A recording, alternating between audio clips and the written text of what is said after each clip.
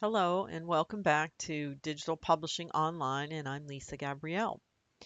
And in this video, we're going to talk about how to calculate the trim size of a folded piece. And the reason why it's important to make this calculation is because you can't start your InDesign document until you know what size your page is. So in order for us to determine what that size is, we have to do a simple math equation, and I'm going to explain that to you here. Um, I've got a handout here to the side, and I'm going to go ahead and enlarge it just a little here. Let's see. Okay. All right. So what we're going to talk about here now, and we went over the basics of what you're looking at here, the basics of a page layout for folding. We talked about the margins and the trim size and the fold lines. So you should already be aware of what those are looking at this picture here. Now we're going to talk about how to determine what size we should set our InDesign document up as so that we can get started on preparing our folds. Okay, so I have this little example here that I've been using, this folded piece here. And I've made some notes on it since the last time because I think it's easier to have notes on here that kind of show how this math equation should go. So to begin, the first thing you need to figure out, and what I had to do was actually fold this down to on a piece of paper in order to do this math equation. So I highly recommend, and again, I know this is an online class, and most of what you do is going to be submitted online. However, a large part of this class that you're learning here is very hands-on and very visual, and there's really no way to cut all that stuff out and still have you understand how to do this type of project. So there's going to be some handwork and tools and things like that you're going to have to kind of grasp in order to succeed in this class. So just so you understand that. All right, so I guess what I'm saying is in order to continue on with this part of the lecture, you're going to have to fold up some paper so that you can make this determination yourself. And that's how I did that. That's how I was able to come up with the conclusion of how to begin with my document setup. So it says here that in order for you to begin, you first have to determine what size the two inside panels would be of your brochure. Now, again, what is that? Okay, here is pretty much this brochure that's over to the side here in this handout is displayed right here. So what we're determining is the size of these two inside panels. And it says that over here on this handout that first you need to determine what the size of those inside panels are. And in my calculations, I figured that those two inside panels would be 3.4375. Okay. So these two inside panels, I wrote down 3.4375 here and here. Okay. Now, based on that, knowing what these two inside panels are, and again, if I fold this together, just like this, okay, if you can kind of see that, all we have just discussed are these two panels right here, these two. And those happen to be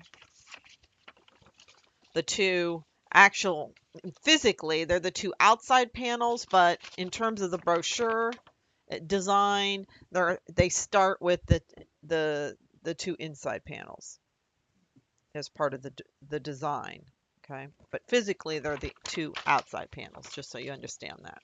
Okay, all right, so that's this dimension. So I wrote that dimension down. Then I took this number right here, all right, and that's what it says here in the handout. So determine what that number is, and I determined it was this, and subtract the dimension here in your handout. So anywhere from 0.625, which is a 16th of an inch, to an eighth of an inch. Now, what I would recommend in a situation like this, where you have a gatefold, that you use the 16th um, dimension. If you're working with a brochure that is a trifold like this, then I would use the 1/8 of an inch um, dimension, okay? But since you're working on a gatefold for this example, we're going to use the 16th, okay? Oh, goodness, my mother's um, texting me. Sorry about that. I'm not going to check my text right now. I thought I shut that off so we wouldn't have any interruptions. Okay, so what I did then is I took this dimension for my inside panel and I subtracted a 16th of an inch. And here's my math right here. So basically I took, I know, I'm sorry this is upside down, but I don't know what to do about that. So I took 3.4375 minus, um, minus this dimension over here, which is 3.375. And how did I get 3.375? I basically just subtracted um, that from this, and then that's what gave me this dimension. Okay, and then that dimension is what I determined I will make this panel here. So far, I've got all my dimensions based on just two, or actually one simple math equation, which was first determining these two panel sizes, taking this panel size and subtracting a 16th of an inch, which is 0.625, and determining that that size is 3.375.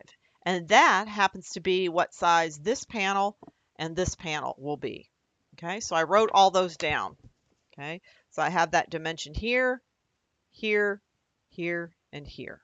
Okay, and it tells you that in this handout here. Then what you need to do is add together these four dimensions right here, these four dimensions, and that will give you a total, which is written right here. This total right here is actually the total that you will create your InDesign document at. So the document size that you set up in InDesign is going to be this dimension right here, 13.625, because that is the total of this panel, this panel, this panel, and this panel.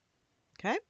So it's really not as hard as you think it is, but it's not necessarily where you could just sit straight down in InDesign and just type in 1117 and expect your brochure to work, because it won't work if you do that. What you have to do is this simple math equation in order to determine what the trim size or the document size of your file should be in InDesign.